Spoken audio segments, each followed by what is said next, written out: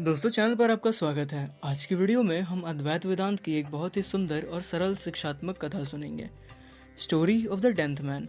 ये छोटा सा दृष्टांत प्रायः गुरुजन सुनाते हैं, जिससे अज्ञान और सेल्फ रियलाइजेशन का नेचर समझाया जाता है। ये कहानी बिल्कुल सटीक रूप से दिखाती है कि वेदांत सेल्फ रियलाइजेशन या स्वयं को खोजने का क्या अर्थ रखता है। एक समय की बात है जब 10 छात्र एक साथ यात्रा कर रहे थे। उनके सामने एक नदी आई जिसे उन्हें पार करना था। सबने एक एक करके नदी पार कर ली। नदी के उस पार पहुंचने के बाद वे यह निश्चित करना चाहते थे कि सब सुरक्षित पहुंच गए या नहीं। एक छात्र ने गिनती करने का निर्णय लिया। उसने अपने 9 साथियों को सावधानी से गिना, लेकिन स्वयं को भूल गया। उसकी गिनती हमेशा 9 पर ही समाप्त हुई। इससे परेशान होकर दूसरे ने गिना। उसने भी केवल औरों को गिना और खुद को भूल गया। नतीजा फिर वही था, गिनती 9 पर ही रुक गई। सभी 10 छात्रों ने गिनती की, लेकिन हर बार कोई न कोई अपने आप को भूल जाता और गिनती कम निकलती। वे घबराने लगे और सोचने लगे कि उनका एक साथी नदी में डूब गया है। ऐसा सोचकर वे सभी शोक में डूबकर रोने लगे। उसी समय वहां से एक ज्ञानी व्यक्ति गुजरा। उसने सबको रोता देखा और उनके पास जाकर पूछा कि उनके शोक का क्या कारण है। छात्र ने कहा, हम 10 थे, लेकिन अब केवल 9 मिल रहे हैं। एक साथी जरूर नदी में डूब गया होगा। ऐसा कहकर वह फिर रोने लगे। ज्ञानी मुस्कुराया और बोला, चिंता मत करो, तुम 10 यही हो। जिसे तुम खोया समझ रहे हो वह तुम स्वयं हो। फिर उसने एक छात्र को दोबारा गिनती करने को कहा। छात्र ने 9 लोगों को गिना, पर फिर स्वयं को गिनना भूल गया।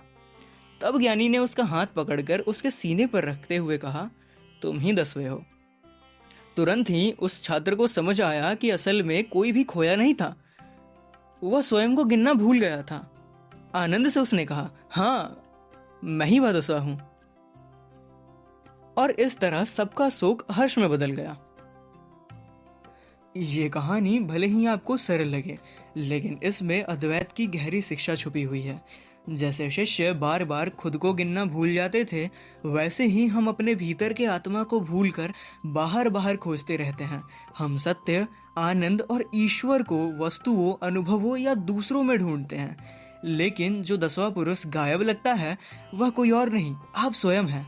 आत्म साक्षात्कार कोई नई चीज प्राप्त करना नहीं है, यह केवल उसी का बोध है जो सदैव हमारे भीतर विद्यमान है, जिसे वेदांत में प्रत्यक्ष प्राप्ति कहते हैं।